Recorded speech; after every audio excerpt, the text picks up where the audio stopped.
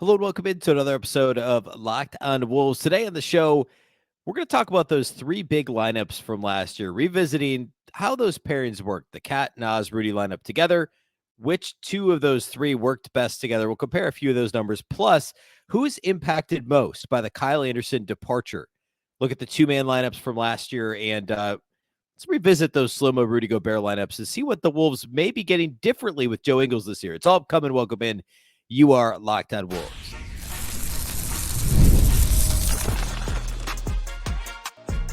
You are Locked On Timberwolves, your daily Minnesota Timberwolves podcast. Part of the Locked On Podcast Network, your team every day.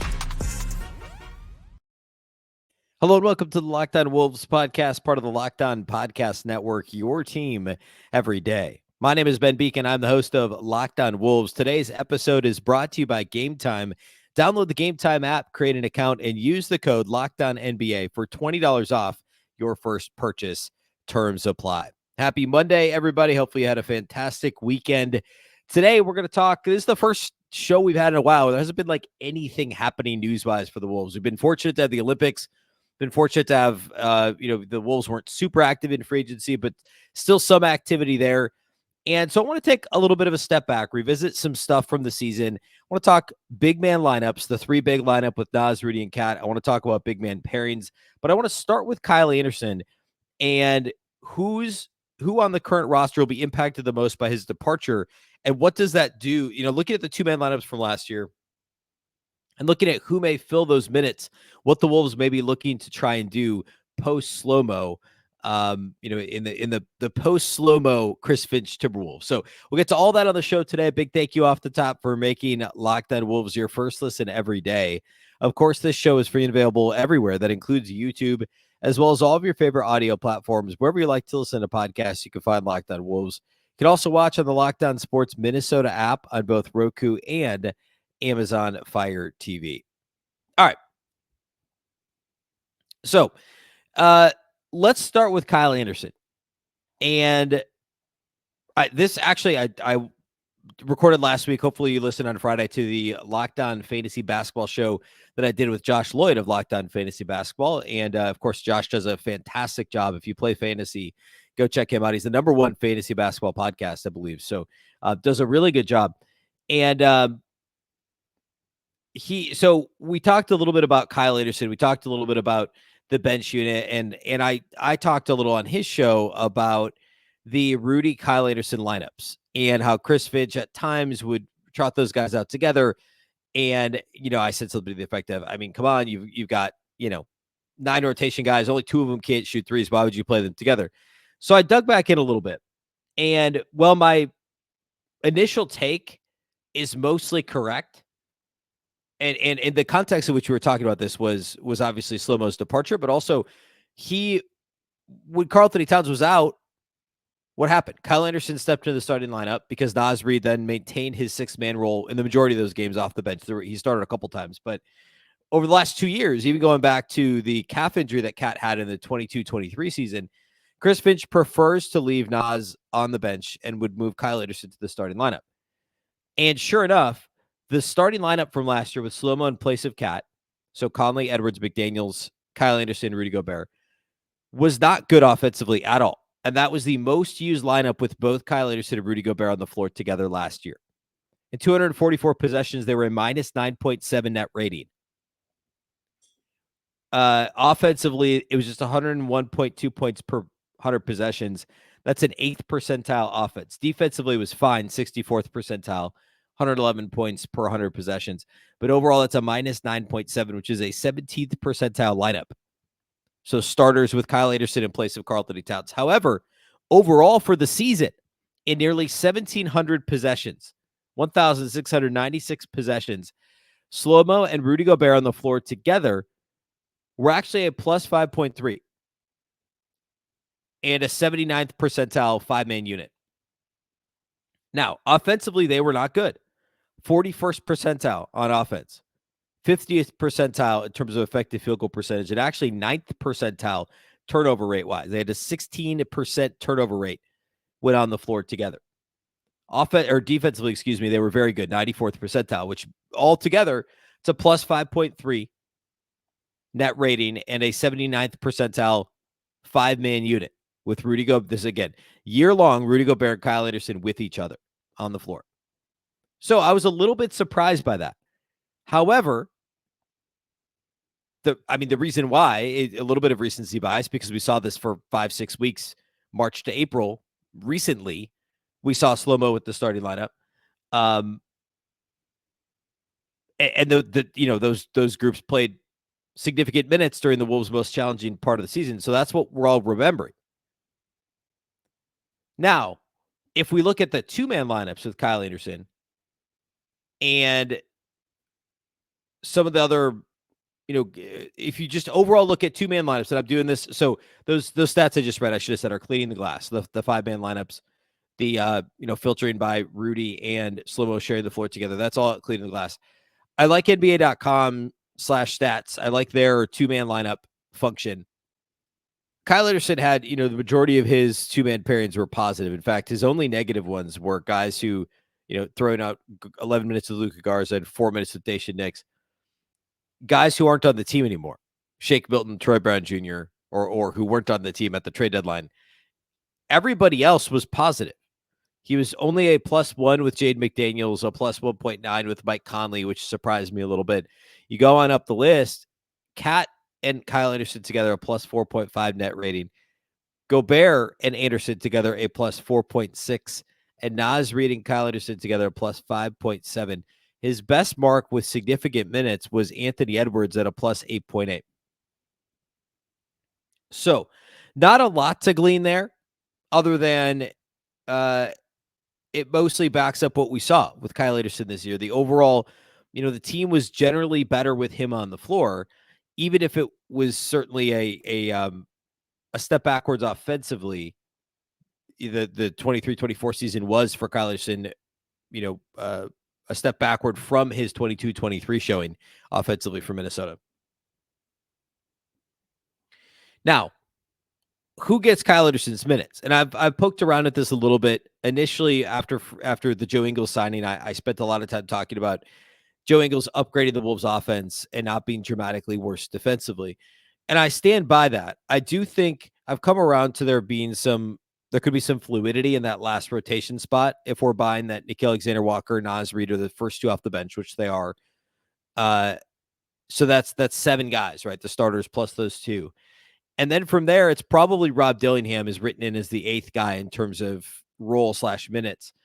And the 9th man, because you're not regularly going to play more than 9 guys, Chris Finch won't, is some combination of Joe Ingles, Terrence Shannon Jr., the other rookie first-round pick along with Dillingham, and then potentially Josh Minott, maybe Leonard Miller. But I think it's really those first 2, with Minott being the next man up, depending on matchups and what Chris Finch needs on any given night. So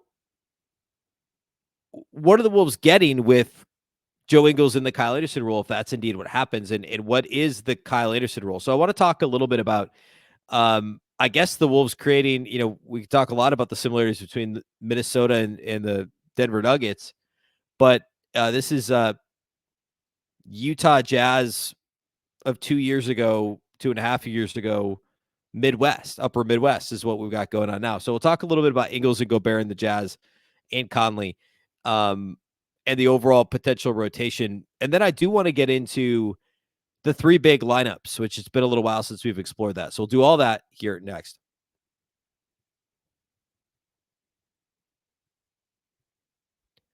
Today's episode of Locked On Wolves is sponsored by BetterHelp. When your schedule is packed with kids' activities, big work projects, and more, it's easy to let your priorities slip. What are your self-care non-negotiables? Maybe it's you never skip leg day, or maybe it's actually just never skipping therapy day. Even when we know what makes us happy, it's sometimes just hard to make time for it. And that's why you have to have non-negotiables. When you feel like you have no time for yourself, non-negotiables like therapy are more important than ever. I certainly have a busy schedule. I'm not the only one. So many people do, no matter what it is. And it's easy to forget to take care of yourself. It really is. But like skipping leg day, it really shouldn't be an option to take care of yourself. If you're thinking of starting therapy, consider giving BetterHelp a try. It's entirely online. It's designed to be convenient, flexible, and suited to your schedule. Just fill out a brief questionnaire to get matched with a licensed therapist and switch therapists at any time for no additional charge. Never skip therapy day with BetterHelp. Visit betterhelp.com/lockdownnba today to get 10% off your first month. That's BetterHelp, HELP.com/lockdownnba.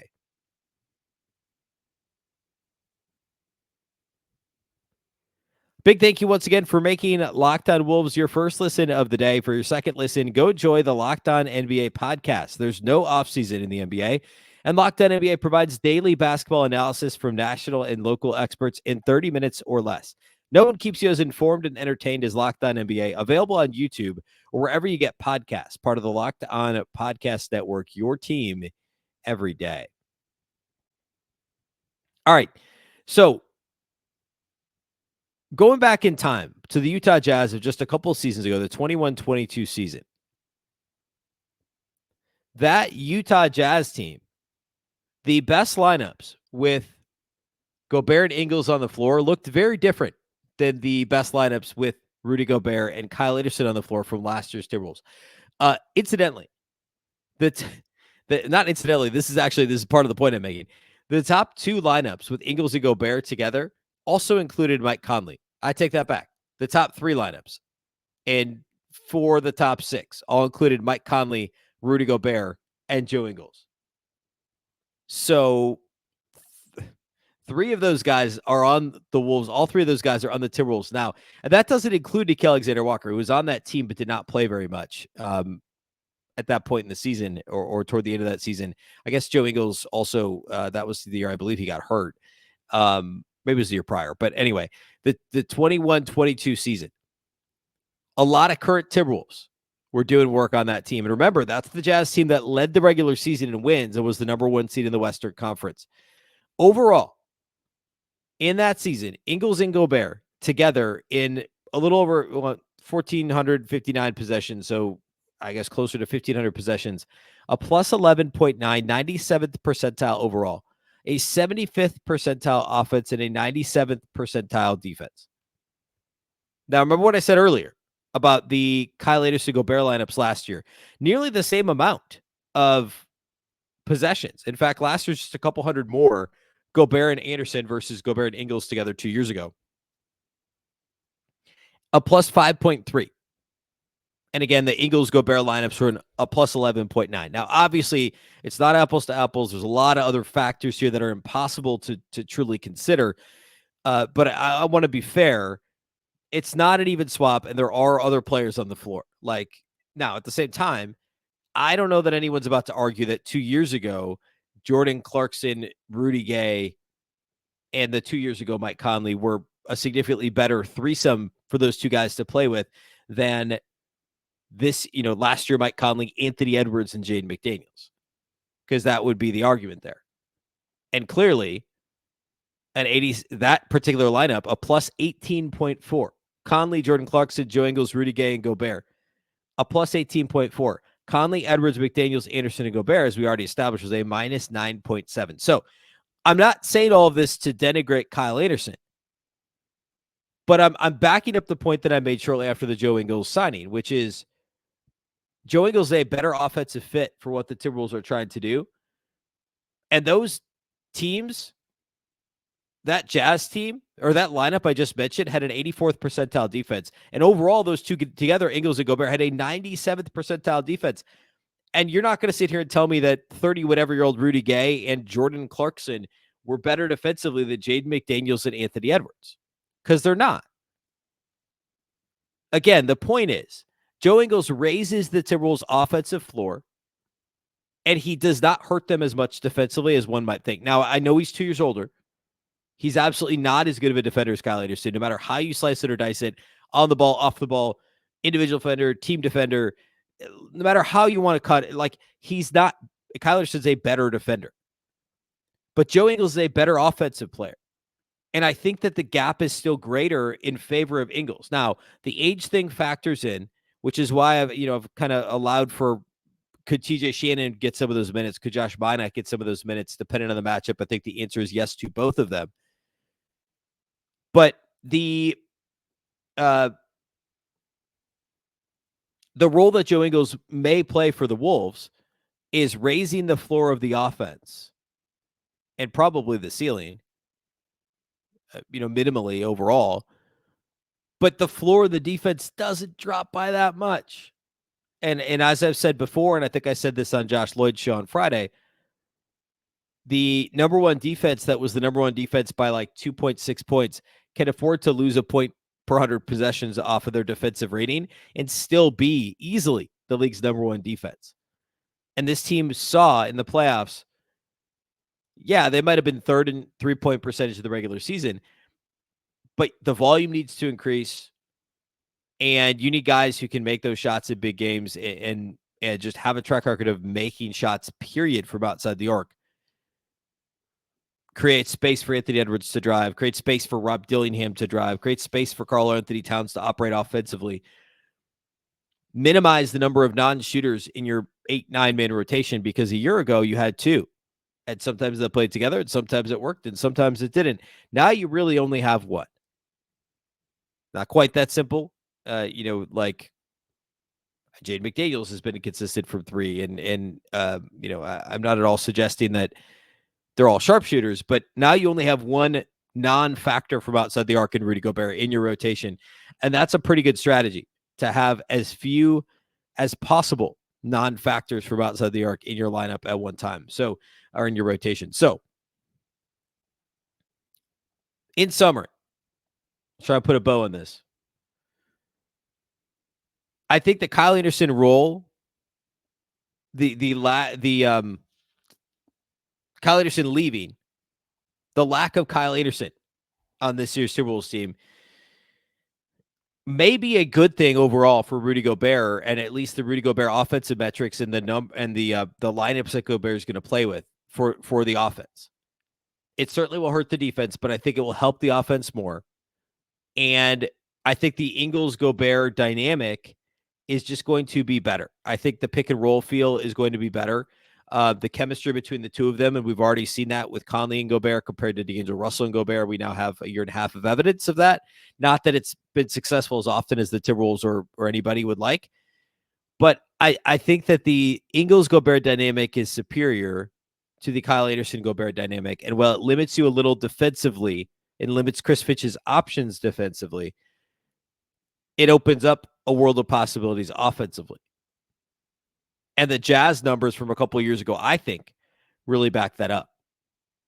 All right, let's close the show today by talking about three big lineups, and we'll probably get to this again later in the week because I don't know that I'm going to have enough time to dig in as deep as I'd like to. We haven't talked about this in a minute, but again, like what made me want to talk about this is a bit of this, like, actually the Josh Lloyd conversation on Friday that I had when he was pushing back a little bit on my take on Nas Reed. So I want to get into that here next. So I'll give a summary of what that conversation looked like and then what I discovered digging back into the Cleaning the Glass numbers here on the Wolves three bigs from last year. So we'll do all that here next.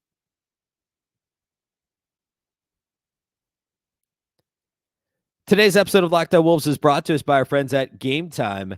Game Time has a new feature called Game Time Picks that makes getting tickets for your favorite live events even easier. I love going to live events of any kind, and Game Time is the absolute best place to do it. And now Game Time Picks filters out the fluff to show you only incredible deals on great seats so you don't have to waste time searching through thousands of tickets.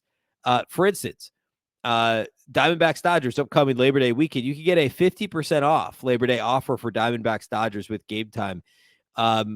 Whatever you like to do, you can find tickets for it at Game Time.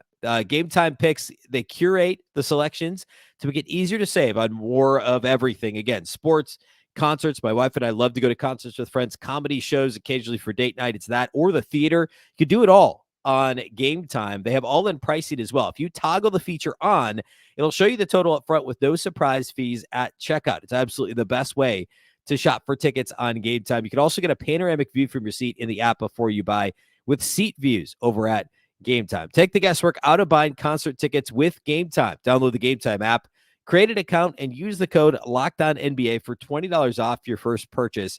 Terms apply. Again, create an account and redeem the code Locked On NBA. That's LOCKEDON NBA for $20 off. Download Game Time today. Last minute tickets, lowest price guaranteed.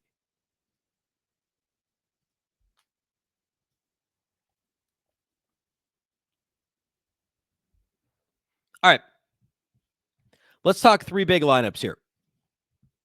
I've got a lot to talk about with three big lineups. So my conversation with Josh Lloyd of Locked On Fantasy Basketball on Friday, I had pre-selected before the show what Josh was calling a breakout candidate for the Timberwolves this year. And I said Nas Reed. And the reason I said that is mostly because I didn't know who else to say. Like the starting, like I don't think Jaden McDaniels suddenly has a breakout as like the fifth option in the starting lineup. And I said as much on the show. Dillingham's a rookie, so there's nothing really to break out from unless he's like legit the rookie of the year. And those minutes won't be there compared to other lottery picks.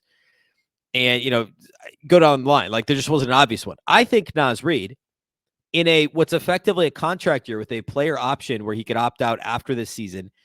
And with the Wolves needed to make a decision on Karl-Anthony Towns moving forward as the super, super duper backs, if we want to call it that, because I just did, I guess. Once that kicks in and, we talk about luxury tax and the repeater tax upcoming, like, is Cat going to get traded?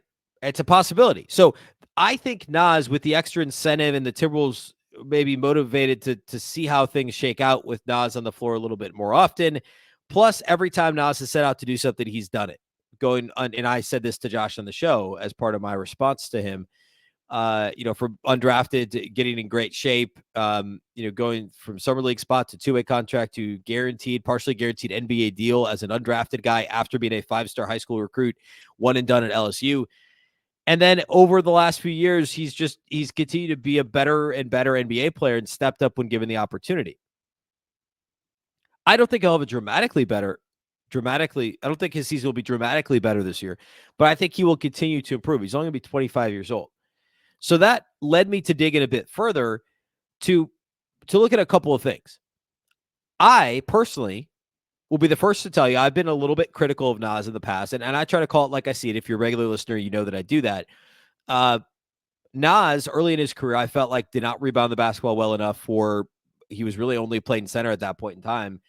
And I don't think he understood or could execute defensive concepts well at all. He couldn't defend in space. He seemed to not understand drop coverage. The feel was just not there. I was not positive on Nas in a lot of areas early, even when he was becoming a fan darling. He's improved dramatically in every aspect of his game. The rebounding still took a half step back, call it a full step back last year. That's got to improve a little bit, even though he's playing more forward, even some three. That's one area. But all that to say, even if he is a facsimile, a reasonable facsimile is what I've called him before of Karl-Anthony Towns, say he's 70% of Karl-Anthony Towns. I think I'm building a bit of a straw man here, admittedly, but there is certainly a bit of clamoring, as Josh noted, of people who may think, hey, he can do what Cat does. If they trade Cat, they could just start Nas. There's a point of diminishing returns there. We don't know that given that many more minutes, Nas would be as effective as he is in shorter minutes off the bench. Additionally, the Timberwolves offense was better with Rudy and Cat on the floor than it was with Rudy and Nas with no Cat. And that shouldn't be surprising. There's a reason Cat's the starter. Cat's the multi-time all-star. But I think it's important to still point it out. So Rudy and Nas together on the floor with no Karl-Anthony Towns last year were a plus 8.4 and 1,700 plus, almost 1,800 possessions. It's an 89th percentile unit. They were a 99th percentile defensive unit. And just 31st percentile offensively. Okay? Let me say that again. A plus 8.4 in 1,800 possessions for Rudy and Nas with no Cat. Rudy and Cat with no Nas was a plus 8.8 in about 2,500 possessions. So about 700 more possessions and 0.4, 0.4 of a point better net rating. The Rudy Nas lineup, remember, was an 89th percentile unit. The Rudy Cat lineup, no Nas, a 90th percentile unit. Defensively, not quite as good, 88th percentile instead of 99th. But offensively, 82nd percentile offense with Rudy and Cat on the floor with no Nas. That is how much more efficient Karl-Anthony Towns is as an offensive player. And I know it's not as clean as apples to apples. And just to prove that I understand that, I also pulled the percentage of minutes that each of them played with Ant as part of those. So Rudy, Nas, Ant, no Cat, and Rudy, Cat, Ant, no Nas. Yeah, Cat and Rudy did play a little bit more with Ant. About 80% of their possessions were with Ant, whereas Rudy and Nas was about 65, 2/3 of their possessions. So lower. But there still is a clear, the Rudy Cat offense is better than the Rudy Nas offense. And it's because Cat is a true 3-level scorer who can score in literally every way possible, gets to the line at a higher clip than Nas, is a better 3-point shooter, even though they were both fantastic 3-point shooters. Although this is the first year that Nas has been a legit above average 3-point shooter. It's easy to forget that. So there also could be some cause for concern related to regression there, working against my breakout comment related to Nas Reed. So Karl-Anthony Towns and Rudy Gobert together is a really, and I should also mention that the three of them together, the minutes are actually maybe more limited than one might think. I think it's kind of taken on a life of its own, the conversation of, sometimes they play the three bigs together. Like, it didn't actually happen that often over the course of the season. I'm going to see if I can pull it back up here really quick. But it was, I don't know, a couple hundred possessions max. Let's see. Here we go. Rudy, Cat, and Nas together.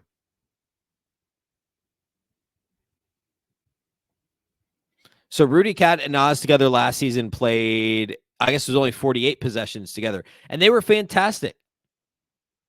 Almost half of them were with Mike Conley and Jaden McDaniels as the other two players on the floor. Overall, 48 possessions, a plus 33.3, which is, of course, a 100th percentile unit. 100th percentile defensively and 99th percentile offensively. So we'll see if we see more of that this year. I think it's entirely possible for some of the reasons I already stated. I think they give Nas some more run. I think he'll be motivated to perform well in those lineups, and same with Karl-Anthony Towns. I think the three of them can play well together, as we clearly saw in limited minutes, but yet not completely insignificant minutes together last year. So let's not lose sight of how good and how efficient and how productive Karl-Anthony Towns is as an offensive player, and appreciate Nas for what he is, which is a wrecking ball off the bench that can also score in a variety of ways and can play the 3, could play the 4, could play the 5. And I don't think we should sell Nas short or doubt him at any point in time, given what he's shown us to this point. What could he be capable of this year? I'd love to see more 3 big lineup. I'd love to see more 3 centers with Nas, Cat, and Rudy together this year. And I think we may see a bit more of it this year based on the results from last year. All right. That's all I have today. We're going to talk more multiple big lineups here later in the offseason. We still got a month here until media day and training camp. So a lot more to get to related to that. Next show will be on Wednesday. Make sure you tune back in here later in the week.